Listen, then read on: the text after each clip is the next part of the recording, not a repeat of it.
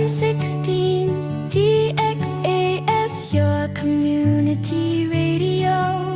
Kasama sa araw-araw, kakwentuhan ka agapay, kaibigan ka barangay. Ito ang radyo mo.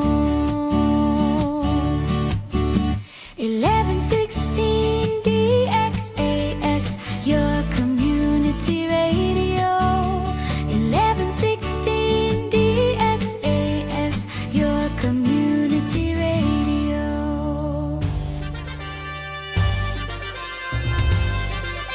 This is your community radio, 1116 DXAS, communicating Christ in our world.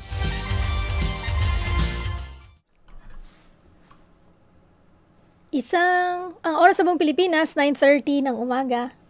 Mga usapang pampamilya at mga usapin ng tamang pagpapasya. Abay, sasaan ka pa? E di siyempre, dito ka na makinig sa Family Matters.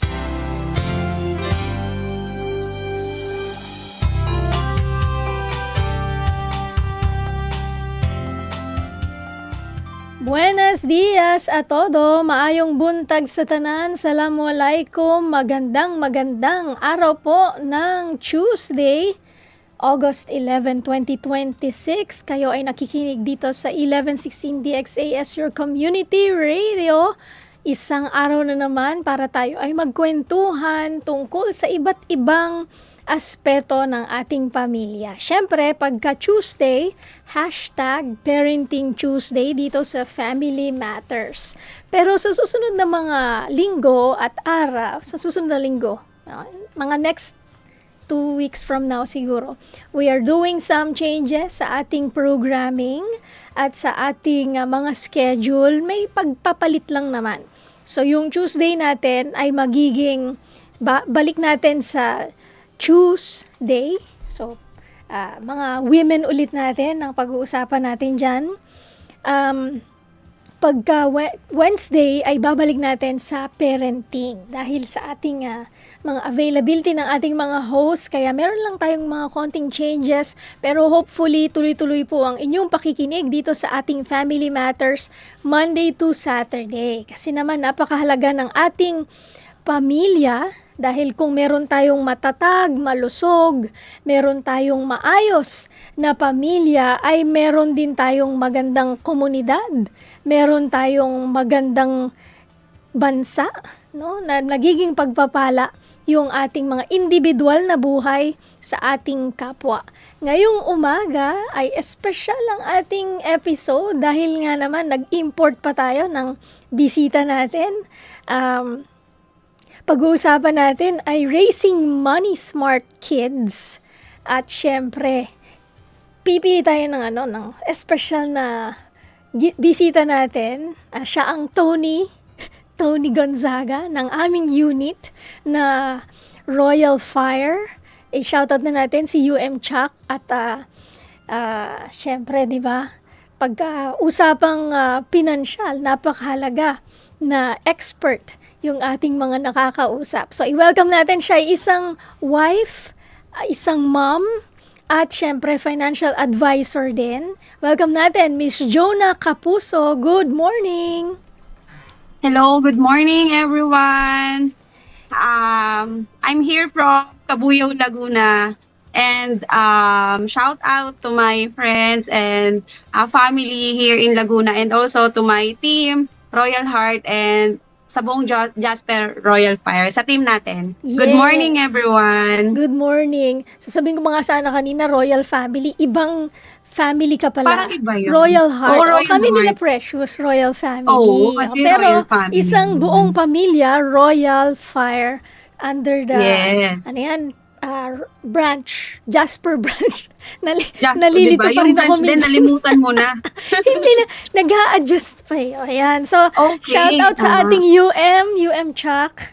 O, hindi. Sige, Good morning, pag-uusapan UM natin ang ating Raising Money Smart Kids. Kasi napakahalaga talaga na yung pagpapalaki natin sa ating mga anak pagdating sa pera ay nasisimulan ng maaga. Hindi ba? Bago yung bilang magulang mo, no, na nagpapalaki ka na ng iyong baby boy ngayon, nung bata ka ba, ikaw ba ay, nandun sa money smart or lately na lang yung kaalaman tungkol sa finances? Nung bata ako, nagpapasalamat ako na hindi ako lumaking mayaman eh.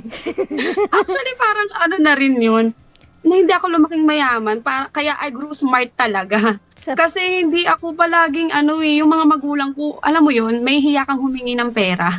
Kasi alam mo, wala rin naman talaga. Kaya I started, alam mo ba yung, halimbawa yung baon ko 5 pesos, pero kailangan kong bumili ng pencil. Hindi ko na iihingi yun, doon ko na kukunin yun sa baon ko. Yung ganon, na kailangan kong tipirin yung 5 pesos na hawak ko. Kasi alam kong yun na lang yung pera na meron ako for the whole day sa school. Yung ganon. Kaya nagpapasalamat din ako na maaga ko siyang natutunan. Through my parents, ganon. Oo. Tingin ko din yun eh. Kumbaga party din yun ng training talaga ng magulang. Kasi hindi talaga yung mayaman mahirap eh. Nasa discipline sa pera. Kasi may mga mayayaman din na waldas. Meron din mga wala nang pera, waldas pa din, di ba? So, kaya napakahalaga yung values na ini-instill natin sa ating mga anak pagdating sa pera. Kaya naman inaanyayahan po namin kayo, kung kayo po ay merong mga comments, suggestion, messages, meron kayong idadagdag sa aming kwentuhan o kaya meron kayong tanong sa ating guest ngayon dito, welcome na welcome po kayo. Mag-message kayo sa amin dito sa 1116 DXAS, your community radio. Live na live po tayo sa ating FB page. Paki-like, paki-share, mag-subscribe, or sa ating text line. Di ba? So, sa text line natin, 0916-296-6625. Ano po ba yung inyong tips para sa ating mga magulang dyan na nakikinig para maging money smart yung ating mga kids? Baka pwede nilang i-share sa atin. Ano ba yung strategy po ninyo kung pagdating sa pagbabudget, pagdating sa pagtuturo sa inyong mga anak ng pag-handle ng pera? So, yung unang tanong ko sa iyo, Miss Jonah, ay syempre financial advisor ka, nanay ka din, tapos pinakamahirap sa tingin ko, or baka naman hindi mahirap sa'yo yon, paano mo binabalanse yung trabaho, pagpapalaki ng anak, tapos syempre wife ka din, hindi ba? So, paano yon? Paano yung dynamics noon? Ako, for me, pinakamahirap talaga yung time talaga, tsaka yung presence para sa anak natin, no? Kasi syempre bilang financial advisor, marami tayong mga meetings, meron tayong mga trainings, meron tayong mga follow-ups. Syempre, tapos bilang isang nanay, gusto mo maramdaman pa rin ang anak mo na nandun ka pa rin para sa kanila, no? Actually, hindi naman talaga natin yan mape-perfect, no? Yung pagbabalanse ng oras at ng pamilya natin, oras sa pamilya and trabaho, 'di ba? Pero actually, hindi ko tinutukoy bilang isang financial advisor lang eh. Yes. I actually referring to everyone who is working mommies, 'di ba? Nakagaya natin. Napakahirap magbalanse ng oras, no? Pero ang pinaka-importante naman kasi sa lahat na at the end of the day, no, mabibigay pa rin natin yung quality time na kailangan ng ating anak, na mapaparamdam pa rin natin sa kanila na sila pa rin yung priority natin. Actually ako, alam mo ba, 'di ba syempre may mga meetings tayo. Minsan yung anak ko andyan, makulit na kasi yung anak ko eh. Ilan taon na mga nga? times na. Ilan taon na nga? 'Di ba? Sobrang kulit, no? May mga time na may meeting ako talaga tapos andyan siya. Hindi ko talaga siya ma-entertain. Pero ang tawag dito, I make sure na at the end of the day, I'm going to explain to him na busy si mami kanina and let's play naman na ngayon, like that. So yun naman yung importante, maparamdam natin sa kanila na mahalaga sila. Correct. So, sumisilip ba sa mga Zoom mo? Tayo. Sumisilip sa mga Zoom? Oo, totoo po. Nasilip sa Zoom. Alam yan ng mga nami-meeting ko talaga ng mga clients. Ipa-shoutout mo na lang din. Ayun, yung mga clients ko talaga, pasensyahan nyo na. I hope you understand. And I'm sure they understand. Pero bago ka pala naging, kasi syempre yung financial advisor, pwede na kahit saan nagwo-work. Pero bago ka ba naging financial advisor, ano yung work mo? Tapos what made you decide na ito na yung gagawin mong full-time career? Mm. Actually, before, I work as production operator sa isang company dito sa Laguna, sa Carmona actually. I worked there for 10 years. Recently, I decided to resign. Ang tawag dito, and to do my career here full-time as a financial advisor kasi sobrang hirap. Alam mo yun na ang tawag dito, I work for about 12 hours, nasa loob ako ng kumpanya, and nalilate ako ng mga, alam mo yun, reply sa clients ko. So, tapos may mga meetings ako na kailangan kong ma-reschedule, meron akong mga trainings na kailangan i-leave ko in advance like that, 'di ba? So, I decided to work here full time with my son kasi syempre alam mo yun sobrang challenging na din, and also I wanted na ma-feel din ng clients ko na mabilis ako mag-reply. Alam mo yun na ang tawag dito na hindi lang bilang isang nanay at bilang nagtatrabaho, gusto ko maramdaman din ng mga kliyente ko na nandito pa rin ako. Nandito rin ako sa kanila na kaya kong pagsabayin to. Pero kasi, I'm actually side hustle ko dati tong financial advisor, di ba? Sobrang hirap, sobrang challenging. But, kinakaya natin. Right now, ayan, marami tayong oras. Kaya lang, syempre, merong bata. And, yun, okay naman. Oo. So, tingin ko yun yung main factor no, na para maibigay mo yung attention sa anak and then tuloy-tuloy yung trabaho. So baka may mga nakikinig din sa atin dito na ano ba yung meron silang decision making na gagawin pagdating sa kanilang mga career. Ang prayer po namin ay i-guide kayo ng Panginoon sa inyong decision na gagawin. Syempre madaming mga pros and cons na i-win-weigh. At alam naman natin na yung grace ni God nandyan para sa atin. Especially, major decision yan yung career, no? Especially kung kapag single, parang minsan mas madaling mag-decide unless ikaw ang breadwinner. Pero pag may asawa na, may anak na, ang daming factors na kailangan i-consider kasi syempre from one career to another hindi naman siya kaagad na maganda, magaling, mahusay, lalo na pag financial advisor nagdedepende siya sa mga kuklose mong mga deals. Pero as we go along and whatever po yung career na pagdadalhan sa inyo ng Panginoon, dalangin po namin yung blessing ng Lord sa inyo. So puntahan natin yung doon sa part na anong edad napakahalaga nasisimulan natin tuturuan yung mga anak natin sa pera. Kasi may narinig na din ako na, bata pa naman yan, okay lang yan, wag na muna. Pero ano yung magandang starting point, no? Para turuan natin sila. So yun, for me, alam mo, as early as possible talaga siya. As long as yung ituturo natin, syempre, age appropriate, di ba? Yun, di ba? Oo, kasi ako, I started with explaining sa anak ko na kung ano yung pera, how to earn money, paano ba mag-ipon, ano ba anak, yung mga needs and wants natin, yung mga ganong bagay. Actually, hindi naman natin sila kailangan bigyan ng mga complicated financial conditions sa buhay 'di ba? Kasi masyado pang bata, lalo na yung anak ko, no? 5 years old pa lang. Pero alam mo ba, in fact, yung mga bata ngayon, sobrang bibilis nilang mag-adapt. Sobrang bilis nilang makaunawa. Alam mo, ang mature nila, napansin ko lang, no? Kaya maa-amaze ka na lang din minsan sa mga anak natin. Ako, na-amaze talaga ako. Biglang naiintindihan na niya ako. Naiintindihan niya ako about sa pera.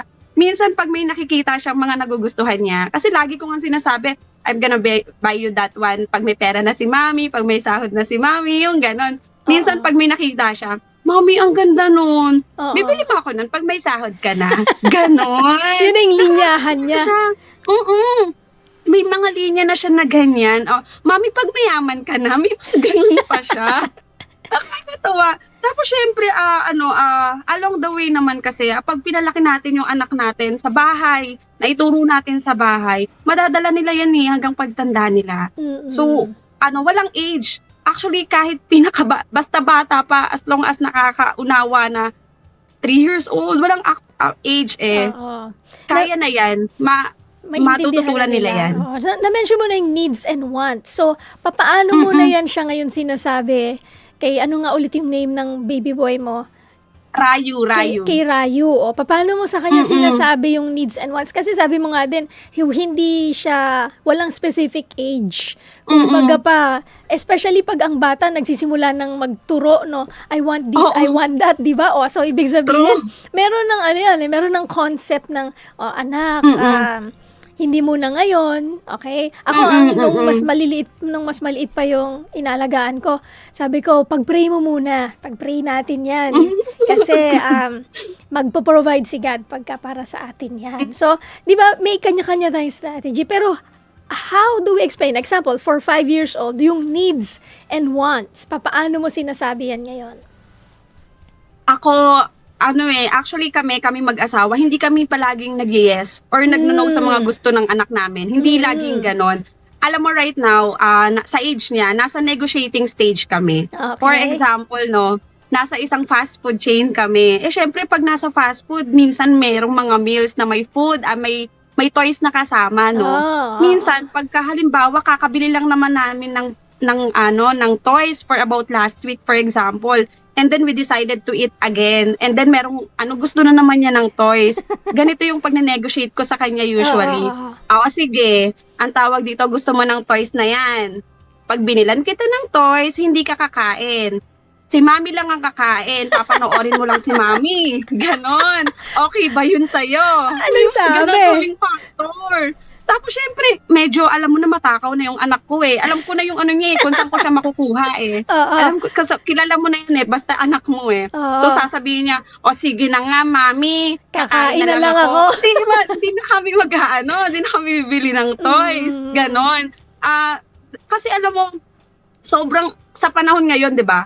Uso yung lagi natin pinagbibigyan yung mga bata kasi uso yung anong tawag doon? Healing your inner child. Di ba laging nababanggit yan? Naririnig mo ba yan? Naririnig niyo ba yan? Kasi alam mo yan, ako, personally, hindi ko siya palaging ina-apply talaga. Kasi maghihirap ka. Correct. Pag palagi mong ina-apply yan, di ba? Correct. Tapos kasi alam mo yun, gusto ko ituro sa anak ko na hindi lahat ng bagay madaling mong makuha. No? Kasi ang tawag dito, parang dalawang lesson na yung nabibigay mo sa kanya. Natututunan na niya kung paano ang pagtitipid, no? Natuturo mo pa sa kanya na prioritizing. Ang tawag dito, may reward sa bawat paghihintay niya. Kasi usually, nasa rewarding na kami. Sige, pag hindi natin yung binili ngayon, pag ginalingan mo sa school, saka na lang natin yung bibilin. 'Di ba? Ang tawag dito, maraming mga conditions kaming ginagawa para, alam mo yon, maturo ko sa kanya at the same time yung good values and yung yung paghahawak ng pera na din, 'di ba? Pagpa-prioritize, 'di ba, na pagkain o laruan. Oo, ayun, So, 'di ba? Pero paano kung sabihin niya laruan, mami? Pero dahil kilala mo siya, alam mo na hindi niya ipagpapalit ang pagkain sa laruan. At may laruan naman din siya, di ba? So, doon natin tinuturo, alin yung mahalaga, alin ba yung want lang, o yung laruan, want mo lang yan eh. Yung need mo ngayon, kumain. Kasi papayat ka. Hindi ba? Tsaka mas masarap tong di ba? Yung kakainin natin. Di ba? So, napakahalaga nung value nung pera ay nai-instill natin sa kanila na habang maaga pa. Ngayon kasi 13 na yung aming, hindi na baby girl, pero baby girl pa rin tawag. 13 na. So, teenage na kami. Ngayon, sabi ko sa kanya, meron 2 tanong. Actually, 3 tanong dapat iisipin mo. Kasi di ba, especially with ang daming mga influences, ang daming, example, may ganitong usong bag yung classmate. Parang gusto din, di ba? So, ang isang tatanong, kailangan mo ba yan? Okay? So, syempre, minsan sasabihin, kailangan ko talaga yan. Ang sunod na tanong, may pera ka ba? Minsan, challenge din namin siya. Mag-ipon ka. Sige, pagka umabot sa 50% yung naipon mo, ako yung 50%. So, depende yun pero depende yun sa goal. Kasi pagka hindi talaga need, di ba, minsan humihirit. Tawag niya kasi sa akin, Ninang. Anak siya ng best friend ko. We live in the same house. So, yan, Ninang, iPhone 17. Ako nga, hindi iPhone yung phone ko eh. So, doon ina-explain ko sa kanya. So, bakit ba iPhone yung gusto mo? Ano ba yung feature na kailangan mo? Okay? So kung picture-picture lang, ako nga nakahanap ako ng mas murang version na yung camera na kailangan ko nandun. So, tinuturuan natin sila na hindi lahat ng uso or trending, dapat yun yung bibilhin mo. Ang tanong is, kailangan mo ba? O, kung ito yung kailangan mo, halimbawa, yun nga, phone. Ang dami kasi ngayon, nag-upgrade lang ng nag-upgrade kasi upgrade lahat. Totoo. Pero what do you need with the phone? Baka mamaya, call text ka lang naman, di pwede na yung keypad. Oo. Diba? Or Facebook or any social media. Ito yung pamangkin mo sa keypad? Oh, di ba? Hindi naman. Oh, di ba? So may mga ano yung features na kailangan mo? And if a lower kind of phone na mas budget friendly with yung kumbaga pa quality na kailangan mo, kaya naman niya, minsan nagiging forma lang Diba? Na at the expense of our budget. So, ano na yan kanina, diba? Sabi ko, kailangan mo ba yan? Oh, may pera ka ba? Oh, pinag-pray mo ba yan? Oh, yan yung number 3. Oh, ipag-pray mo muna. Kasi minsan, kailangan mo talaga. Tapos parang meron ka ng pera. O kaya minsan, di ba, pwede i-loan or kaya buy now, pay later. Nako. Pero pinag-pray mo ba? So, napakahalaga nun kasi lalo na pagka mga major purchases, give it time. Sabi nga, pagka tumingin ka sa tindahan, tapos parang ang ganda, lalo na sale. Nako, yan talaga yan. Problema natin yung mga sale na yan. Kasi baka wala ng sale. Magulat ka, next month, nandun na naman siya, di ba? So, Jonah, ano ba yung karaniwan na nagiging financial mistake? Yan, na ginagawa. Hindi ba ito nagiging challenge sa'yo? Kasi syempre, lalo na you're a working mom. Nakita ko naman hindi siya challenge Pero paano kung yung mga parents na nakikinig sa atin? Kasi wala na akong oras sa kanya. Tapos naglalambing lang naman siya ng ganito. So binili ko na lang. O yan. So paano yan i-address? Ano yung advice mo sa ating mga listener? Ako, yung financial mistakes na tingin ko right now na meron, yung lifestyle comes first before yung financial security. Alam mo yun, usually, kapag nadadagdagan yung income natin, parang nag-upgrade din tayo ng lifestyle no? Dumadagdag yung mga gastos natin, di ba? Binibili natin yung mga mas gusto natin kumpara sa mga kailangan natin, di ba? Nakakalimutan natin yung pagsisave sa mga emergency fund, mga protection, mga long-term goals, di ba? So, alam mo, ang advice ko talaga, bago tayo mag-upgrade sa lifestyle natin, i-upgrade muna natin yung foundation ng pera natin, yung financial foundation natin. Like, for example, getting life insurance, your protection plan, alam mo yan, malaking tulong yan na kapag meron kang foundation, financial foundation, matutulungan tayo niyan in the future. 'Di ba? Ayun, yun talaga yung para sa akin na financial mistakes ng lahat na napapansin ko. Lalo na yung mga kliyente ko minsan, alam mo yun, they refuse to get life insurance, 'di ba? Kasi sabi nila, lalo na yung mga nakikita ko na, alam mo yun, afford naman nila pero they refuse to get life insurance like that. Kasi mas inuuna nila yung mga gusto nila kumpara sa mga kailangan nila, no? Pero syempre, I do not like to judge them naman. Pero syempre, 'di ba, kanya-kanya naman tayo ng mga desisyon sa buhay. I just want them to alam mo yon, na ma-realize din nila later on or sooner na which is more important, 'di ba? Napakahalaga no? Kasi ako, medyo late na din ako na naka-realize yun. Nasa 40s na ako Although, nakakuha din ako nun ng insurance mga 20s, pero sinurrender ko. So, sayang. So, nung naintindihan ko siya ng husto, nung 40 na, kasi na-realize ko, senior na ako. Ano nang mangyayari kung mga may karamdaman, may sakit? Yung minimension ni Jonah na foundation, kasi halimbawa po na merong karamdaman, merong sakit, merong disability, at pinakamasaklap, kung mamatay ang breadwinner, saan pupulutin yung ating mga anak, saan pupulutin yung ating mga pamilya. And napakahalaga nun. And dito sa Pilipinas, medyo hindi pa nga talaga natin kasi sobrang naiintindihan yung insurance, kasi nga parang feeling natin, expense siya. Kasi hindi natin nakikita eh. Hindi kagaya pag bumili ka ng phone, andyan siya sa'yo. Tangible siya. Pero pag bumili ka ng insurance, hindi mo napapansin, saan ba napunta yung pera ko? At ang feeling mo, gumagastos ka lang nang walang binabalik sa'yo. Pero yun na nga eh, parang bumili ka ng fire extinguisher. Kasi, just in case may fire. You don't want the fire, pero just in case meron kang fire extinguisher. Ganon din po yung insurance, yung mga motor natin, yung mga sasakyan natin, may insurance nga yan eh, di ba?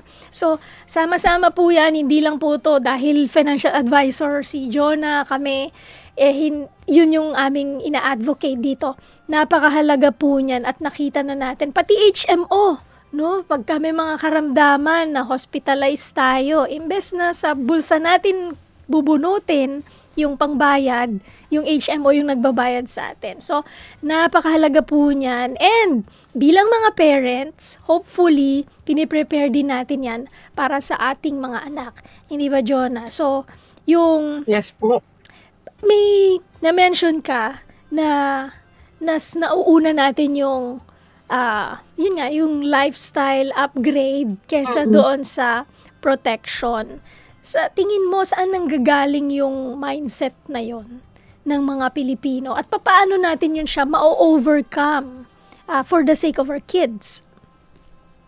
Ako siguro nanggagaling yung mga gusto sa yun nga yung parang isa na rin yung healing our inner child eh. Correct, no? Talaga. Parang ganun siya, no? Kasi minsan, bibigay ko to sa anak ko kasi, ang tawag dito, Ayoko ito yung matulad pangarap siya sa ko nung akin. bata pa ako. Ayokong matulad siya sa akin. Di ba yung mga ganun? Ayokong maramdaman niya na parang walang-wala kami. Which is, alam mo, sa totoo lang, hindi naman tayo parang yung iparamdam natin sa anak natin. Actually, kahit mayaman, marami akong nakikita sa mga vlogs na kaya pa rin nilang ituro kahit afford naman nila. Ako, Yes. ganon. Kahit kahit afford ko, I don't actually buy it agad-agad. Binibigyan ko talaga siya. Lagi kaming, lalo na ngayon, nag-aaral na siya eh. May mga conditions talaga ako bago niya makuha yung mga bagay na yun. So sa tingin ko, yung mga taong yan, yung mga yan, nanggagaling sila dun sa, gusto nila na ayaw nilang matulad kung ano yung buhay nila noon, 'di ba? Actually, pwede naman nating i-convert into halimbawa, yung dati ang nakatira kayo sa ganitong bahay, yung kailangan talaga natin, 'di ba?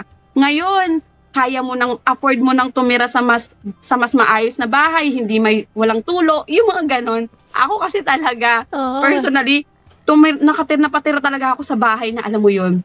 Syempre, bilang alam mo 'yun, wala kang reklamo, pero alam mo 'yun, happy family. Alam mo 'yun, hindi sa totoo lang, wala yan sa ganda ng bahay eh. As long as alam mo yung pamilya nyo, masaya, Solid. parang nakakalimutan mo na hindi mo alam na may kulang pala sa buhay mo. Later on ko na lang siya na-realize na, okay, May pala, pwede palang tawag dito? i-improve. Oo, ito pala yung buhay na mas maganda. Ganon. Pero kasi before, hindi ko siya masyadong nararamdaman kasi nga masayang pamilya kami, marami kami magkakapatid eh. Na parang feeling ko, enough na kami dito, ganon. Pag may baha, normal na sa amin yung bumaha sa loob ng bahay. Parang may yung swimming ganon. pool kayo. Oo, may swimming pool. Yung normal na bagay na yun sa amin. Pero pwede man lang natin i-upgrade yun, no? Yun. Sa ngayon, parang lang ngayon na nag-uulan, no? Na lang ako na, wow, grabe, nag-upgrade na talaga yung buhay ko. Wala nang tulong sa loob ng bahay Wala ko. na rin kayong swimming pool sa loob ng bahay. Wala na rin akong swimming pool. Yung ganon. Alam mo yun? Oo. Parang step by step, umaangat ka pala. Thank you, Lord. So yung nakikita ko doon yung how you manage to prioritize na hindi totoo naman yon. Meron siguro talaga tayong mga inner healing na kailangan childhood inner Oo. healing, pero not to the expense of na hindi ka nagiging steward, no, maayos na tagapangalaga no mga biyaya. Kasi kung ngayon na parang ano din yan eh, baka bumabalik kayo dun sa cycle. So okay, hindi okay naman, maganda yung buhay mo ngayon kasi meron ng mga additional blessings. So pwede na nating bilhin yung mga sasabihin nating luho, na dati hindi mo nabibili. So bibilin mo, ibibigay mo sa mga anak mo, pero wag naman mawawala yung instilling the values of hard work. Diba? Kasi baka yun yung mawala sa inyong mga anak, na lahat ng gusto niya, bili lang siya ng bili. Na hindi niya na pahahalagahan yung hirap, paano mabili yung mga bagay na yan, hindi ba? So, napakahalaga po nun. Sa tingin ko, yun yung unang point natin na we set the value nung money na pinaghirapan natin, needs and wants. Di minsan paulit-ulit na yan pagka, di ba nga, pagka mag-scroll ka lang sa Facebook, parati mong maririnig sa mga financial experts na ano ba yung needs and wants? Dapat prioritize natin yung needs natin. Pero minsan, yung application, doon tayo nagkakatalo. Kaya habang magbe-break tayo saglit sa isang awitin, abangan nyo po mamaya pagbabalik natin. Ano na yung mga practical tools or systems i-share sa atin ni Jonah sa pagbabalik ng Family Matters dito sa 1116 DXAS, your community radio.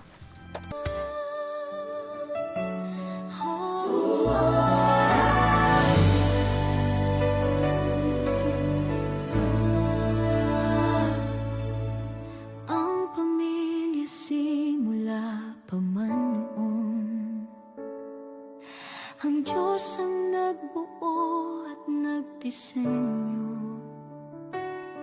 Sadyang kay ganda at mahalagang pundasyon, tayo ay bahagi ng dakila niyang plano. Oh, pamilya, tayo ay manalangin. Panginoon, maghari ka sa aming tahanan. Panginoon, ikaw ang manguna sa aming buhay.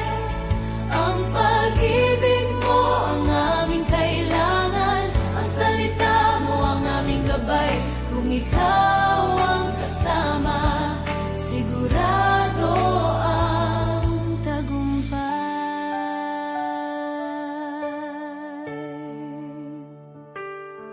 Sa gitna ng pagod at ingay ng mundo, may isang silungan na laging totoo. Hindi man perpekto at minsan hindi nagkakasundo, babalik at babalik pa rin sa'yo.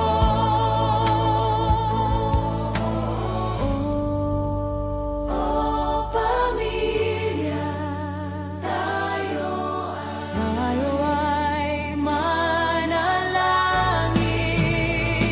Panginoon, maghari ka sa aming tahanan. Panginoon, ikaw ang manguna sa aming buhay. Ang pag-ibig mo ang aming kailangan, ang salita mo ang aming gabay. Kung ikaw ang kasama, sigurado ang tagumpay. Bawat ama, ina at anak, bawat mag-asawa, lolo at lola, Panginoon, sa iyo namin inaalay.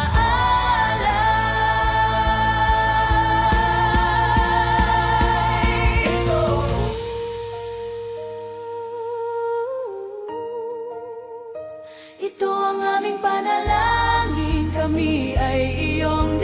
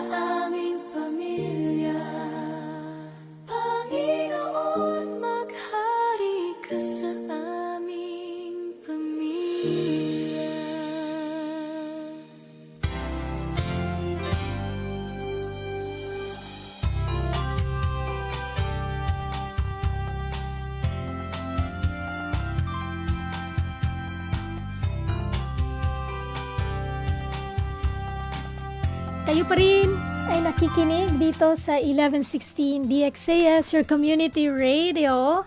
At ang DXAS po ay isa sa mga himpilan ng Far East Broadcasting Company at kasapi sa kapisanan ng mga broadcaster ng Pilipinas.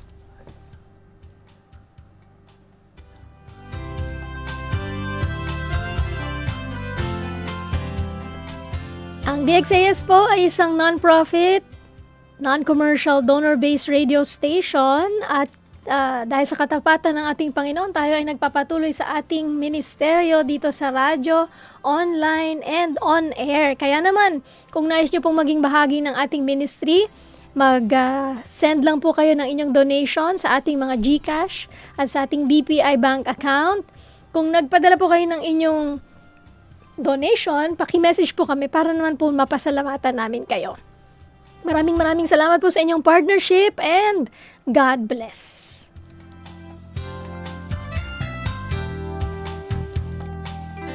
Nagbabalik tayo at kasama natin syempre si Miss Jonah Kapuso, isang financial advisor.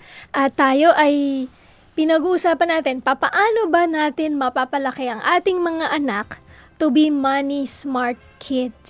So ano yung mga tools natin, mga tips natin, Miss Jonah, sa ating mga moms and dads out there? Paano natin sila tuturuan? O yan, katulad mo, merong mga 5 years old, nasa elementary days pa lang. At paano kung mga high school na sila or college na sila? Ano-ano yung, kasi parang may age appropriate. Ayan, i-unmute natin siya. Tayo ba yung Parang nakamute po Ayan, kami. okay na. Hindi tayo naririnig.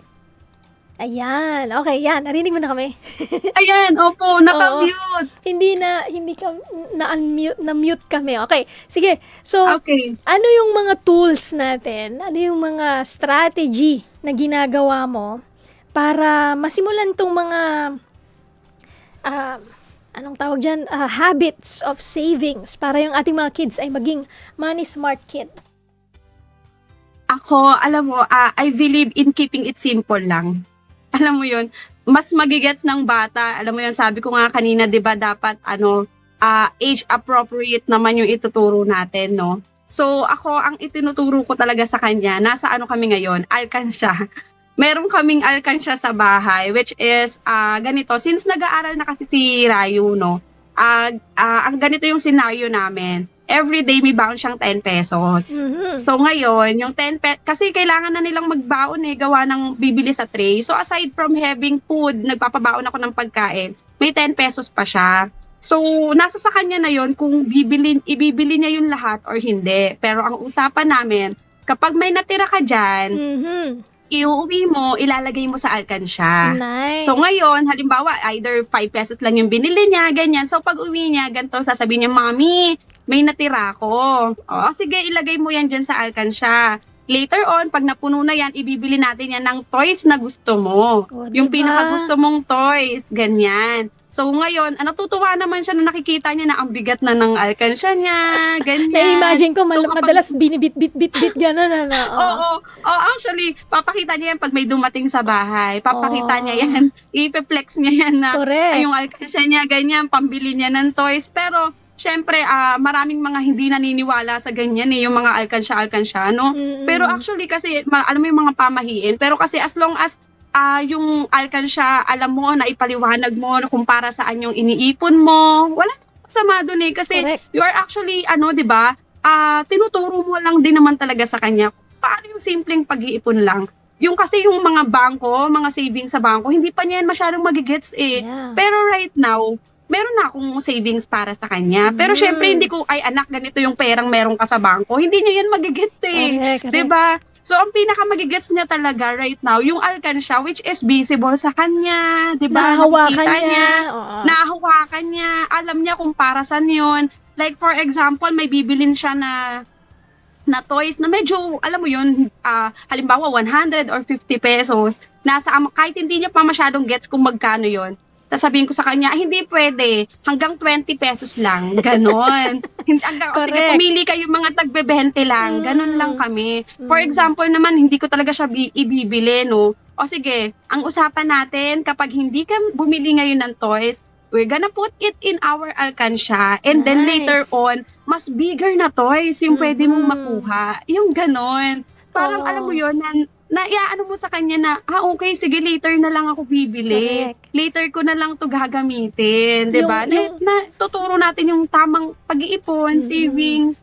Yung diba? term nila ganon. dyan, delayed gratification, di ba? Yeah. Ano mo siya kasi you want bigger toys, you want more expensive toys, or wait, you need to wait. You need to save Diba? up for that. And gusto ko yung part na pag may natitira, ilalagay niya doon. Nagsiset tayo ng goal setting, no? Goal setting sa ating anak na, okay, baka meron siyang gustong bilhin na pagkain doon sa school niya, pero dahil, sige, okay naman, may baon naman ako eh.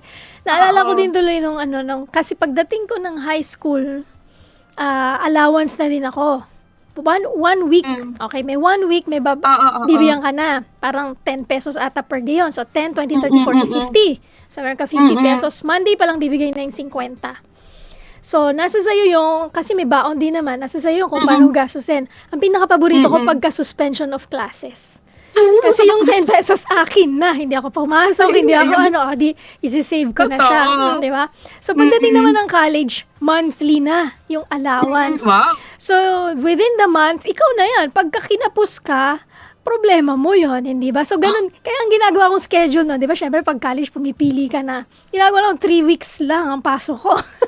Kasi para yung pamasahe ko, yung 2 araw, tipid ko na yon. Hindi pa ako pagod sa biyahe, di ba? So doon matututo yung mga anak natin how to manage their money, how to prioritize, no? Skills din pala siya, no? Parang soft skills siya and values siya na tinuturo natin sa kanila. At pag nagtatrabaho na sila, bibit-bitin pa rin nila yon, di ba? Totoo. So, ano yung nakikita mo pa na improvement, pati yung mga habits na nagiging maganda sa kinalalabasan ng anak mo?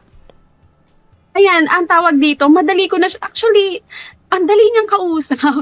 Ang dali niyang kausap. Actually, kasi recently, yung edad ng anak ko kasi talagang medyo, alam mo yun, nagtuturo-turo na siya eh.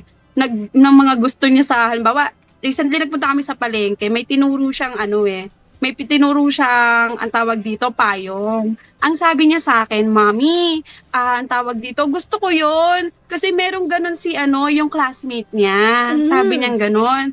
Eh di syempre, bakit? Kailangan ba? Binilan nga kita ng ganyang payong, 1 araw lang, hindi pa nga pumapasok, nasira mo na, sabi ko ganun. Tapos bibilan kita, ganyan-ganyan. Okay, sige ha. Pag binalhan kita niyan, I'm not gonna give you phone time with daddy. Oh. What's phone time? Actually, meron kaming conditions talaga na kapag pinagpilitan niya yan na ipabili, hindi siya magkakaroon ng time. Online game kasi sila sa gabi ng daddy niya. So ngayon, sige, kapag pinagpilitan mo ibili yan, wala kang phone time, hindi kayo magse-cellphone ni daddy, hindi kayo maglalaro ni daddy. Meron kami mga ganong conditions. Sobrang, alam mo yun, talaga siya, sa tingin ko, effective yung pagbibigay ng mga conditions sa mga bata na dapat alam mo din, kilala mo rin kung ano yung tawag dito, paano mo papipiliin yung mga anak mo, 'di ba? Like for example, kagaya nga kay Rayu, pag pinapili ko siya between, sige, pag pinagpilitan mo yan, hindi kita bibigyan ng oras para sa pagsi-cellphone. Sasabihin niya, sige, hindi na ganon. So nakakatipid ako, 'di ba? Natitipid ko yung mga bagay-bagay na hindi naman niya talagang totally kailangan kasi actually sa school hinahatid naman siya, hindi naman siya nauulan yung mga ganon. So hindi mo naman niya kailangan yung talaga yan. payong. Oo. Kasi nagtatricycle siya, pagbaba, hindi naman pa siya marunong magpayong alone, di ba? Kasama pa naman siya, sukob pa naman siya, baby pa naman siya. Yung ganon, sabi, hindi kami masyadong, alam mo yun na, sige, dahil inggitin mo yung kaklase mo, like that, meron ka din. Hindi kami ganong factor. Na even afford natin, hindi natin pwedeng ibigay sa anak natin palagi. Kasi parang nila na, okay, ganito lang pala, kadali humiling, ganito lang pala, kadali makuha yung mga bagay na to kahit hindi ko paghirapan, 'di ba? Usually, ang tawag dito, inaano ko yan, lalo na pag ginagalingan niya sa school. Recently, perfect attendance siya for 2 months. Ang taga niya nang hinihiling sa akin yung squishy, hindi ko siya binibili. Yung squishy sa TikTok, basta yung mga, alam mo yon, yung mga parang stress, ano lang naman yun sa atin. Stress eme lang yun sa atin, no? Ang tawag Yung mga dito, malambot na ginaganon-ganon. opo, yung ganun po. Gustong-gusto niya yun. Hindi ko siya binibilan. Pero recently, inulit na naman niya. Since perfect attendance nga siya for 2 months, inexplain ko sa kanya, sige, I'm gonna buy it na ha. Dahil ginalingan mo sa school, gumigising ka ng maaga, perfect attendance ka. Okay, sige, sa susunod, ibibili ko na yan ngayon ha. Sa susunod, kapag ganun ulit, pili ka ulit ng toys na gusto mo. May mga ganun kami. Para at least, alam niya na pag kailangan paghirapan niya. 'Di ba? Hindi palaging Yes ng mabibili yes. agad. Correct. Oo, ganon. Yan. So, merong alkansya. Ano pa yung isa? Ayun, yung pag-ipon sa bangko yun talaga. Pero hindi ko pa masyadong actually yung nadidetalye sa kanya. Mm-mm. Pero hindi medyo mahirap pa kasi at his age. Pero right now, I'm focusing in a simple things lang. Yung simpleng bagay lang na dapat matutunan. Ito, I think it will be applicable for every mommies. Huwag kayong matakot mag-alkansya. It doesn't, Kasi alam hindi ko mo na. talaga alam yung pamahiin tungkol dyan. Ano ba yung pamahiin Meron doon? kasi mga pamahiin. Actually, I believe merong mga tao na hindi ayaw mag-ipon sa alkansya. Lalo na yung mga older, yung mga, alam mo yung old, na nako, parang Generation. sinasabi kasi nila na parang pinag-iipunan mo yung alam mo yun. Yung masamang bagay. Kaya dapat, yung something, pag nag-iipon ka daw sa alkansya, para ka nag-iipon for something. So, dapat daw, the right thing, when you are using alkansya, you have to tell, para saan yung iniipon mo. So, ngayon, yun yung ginagawa ko na, itong alkansya na to, anak, para to sa toys. Yung ganon. Tapos, may in mga everything, dapat ganon. Meron kasi talagang ganon, actually, kung hindi ka lang din aware. Pero I think, dito sa Laguna, maraming ganon. Marami. Na, ayoko mag-alkansya. Kasi, parang naglalaan ka sa, yung ganon. Parang ganon. Pero ako, Kung practical na application naman, tama yun na, itong alkansya na to para sa, lang naman andag dito, di ba, parang nag-evolve lang. Ngayon, jar na. Yes. Di ba? So, ito pang giving, ito pang savings, ito pang Yes. So, nag-iba lang naman po yung itsura. So, wag po tayong matakot mag-alkansya or kung ano man yan, pitaka man yan. Di ba, meron din uso ngayon yung ipon challenge na chine-check mo Ay, siya. oo. Okay? Oo, So, meron din oo. ako man nakikita sa mga online shop yung para sa mga papel naman na tig 20, tig 100, o kahit ano pong strategy nyo. Basta ang mahalaga, mag-ipon. Ayan, wag matakot na mag-ipon. Actually, di ba may mga ganun din na ayaw kumuha ng insurance kasi baka daw nag-i-invite ng masamang mangyayari sa buhay. Hindi naman po yun yung hindi yun yung na gusto nating mangyari. Ang is ready tayo kung mangyari siya, di ba? So, napakahalaga nun. Naku, ang bilis ng oras, 10:18 na ng umaga. Ano yung, message mo sa ating mga listeners na pwede nilang simulan gawin or payo nila para to be able to raise money smart kids kasi yan yung challenging, no? Kaya tayo paulit-ulit sa poverty mentality o kaya hindi tayo nakakalabas doon sa hirap ng buhay na parang isa lang yung breadwinner natin. Kasi hindi natin sinisimulan ng maaga yung pag-handle ng maayos ng pera. Ano yung payo natin sa ating mga magulang? Ako, at to our dear parents, no? Sa mga kapwa ko magulang, sa mga listeners natin na kapwa ko nanay, no? Ang biggest advice ko talaga, syempre, start now. Alam mo yun, hindi na natin na kailangan na maging financially perfect muna tayo bago tayo mag-umpisa. Actually, start ka lang kung ano yung afford mo. 'Di ba? Kung ano lang yung kaya mo, build emergency fund, protection for your family, savings para sa future ng anak natin, 'di ba? And also, mag-invest ka lang according dun sa goals mo. Just syempre sa capacity mo talaga, 'di ba? Pero alam mo ba, more than leaving money behind, teach your children how to handle money. No, kasi eventually hindi naman natin tayo makakasama habang buhay, 'di ba? Eventually mawawala tayo sa picture, no? So, ang gusto nating iwan sa kanila, hindi lang yung pera, no? Syempre ang pinaka-importante yung maituturo natin sa kanila yung disiplina, yung good values, yung good financial habits, 'di ba? And also bilang financial advisor and a mother, 'di ba? Ang best financial education talaga para sa ating mga anak ay magsisimula talaga yan sa bahay. So umpisahan natin yan sa bahay, sa simpleng pagtuturo natin sa mga anak natin sa loob ng bahay, simpleng 5 pesos, 10 pesos of savings, that's actually will be big in the future, 'di ba? So ayun. So, daig ng consistent, no? Yes, Yung yes. biglaan. Minsan, gusto natin biglaan yung pera. Tapos biglaan ding nawawala. Pero yung True. natutunan natin papaano mag-impok ng, okay, 5 pesos lang everyday, nakakatuwa talaga yun eh. No? Na pag may natira sa baon niya, alkansya. So, pwede natin Opo. i-apply yun kung meron kayong i-apply ngayon. Pagka meron kayong sweldo, pero ito kasi baliktad eh, no? Na una yung gastos bago yung savings. Sa ating mas matatanda na, parang mas effective dapat i-save nyo na muna bago Save kayo muna. gumastos. Kasi pagka unahin natin yung expenses natin, naku, wala talaga tayong masisave. Pero yung consistency doon is, if you set, sige, sabi mo, Jonah, na magsimula tayo doon sa ano ba yung kakayahan ko? Diba? So kung ang kakayahan nyo ay 5% muna, and then pagka lumaki yung sweldo, wag ding lumaki yung gastos. Yung increase sa sweldo, idagdag sa inyo pong mga savings. At Savings. sabi nga natin, iba-iba yun eh, di ba? Yung na-mention mo, merong emergency fund. Yan yung bubunutin natin pagka merong sakaling hospitalization or anything. Pero dapat meron ding protection fund. Yan naman yung mas malalakihang gastos. Disability ba yan? Aksidente, critical Yes. illness, o protection yan. Kasi, sinong magbabayad ng halimbawa, heart attack, 1 million to, 500,000? Saan natin kukunin yan?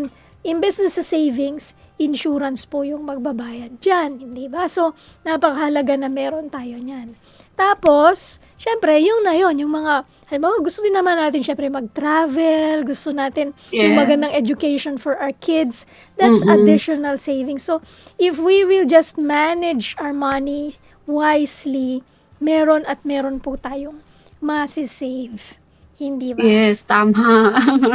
Ayan, Kahit ako. maliit in the future, no? Basta Yes. consistent. Correct. Mamaze ka na lang, ang dami mo palang pera. Wow. Totoo, hindi ba? So, kaya napakahalaga nun. Pero yun na din po, ito paalala natin, hindi po emergency fund ng ibang tao yung emergency fund nyo. Kaya wag kayong, pagka may umuutang sa atin, tapos hindi Magtatampo. nagpautang, wag na. Mag-ipon ka din ng sarili mo, hindi ba? So, napakahalaga Oo, niya. talaga. Bawat isa sa Opo. atin ay merong biyayang natatanggap. At kung aayusin natin ang pag-iimpok at pag-aayos, naku, sabi mo nga, in the long run, magiging blessing yan at dadami yan. So, modeling, isa pa yan sa na-pick up ko sa tinuro mo ngayon. Yung habit ay nagsisimula sa pamilya, kaya nga dito sa Family Matters, lahat ng aspeto ng buhay, spiritual natin, physical, and even practical things like this, money matters, napakahalaga na tinuturo sa ating mga anak. Nako, 10:23 in the morning, hanggang sa susunod, Jonah, invite ka ulit namin. Sige, pero Thank you. bago tayo magtapos, mag-pray tayo para sa ating mga listener. Let's pray. Our Father in Heaven, we thank you dahil lahat po ng biyaya na meron kami, yung strength sa pagtatrabaho, yung mental health namin, yung financial na biyaya na nanggagaling sa'yo, lahat-lahat sa aming buhay, ikaw po yung source. And so Lord, we pray that we will be good stewards. Gawin mo po kaming maayos na tagapamahala. Bigyan mo kami ng tamang pag-iisip tungkol sa pera so that we may budget it well, Lord. And we will be able to save. We will be able to bless others as well. Dahil nga maayos namin binabudget yung pera namin, nagiging blessing kami. And sa aming mga parents, Lord, katulad ni Jonah at sa iba pang mga nakikinig sa amin, Lord, salamat kasi meron kaming mga examples na pwedeng gayahin. Simple and practical ways to be able to teach our kids the value of money, how to spend it, yung budgeting.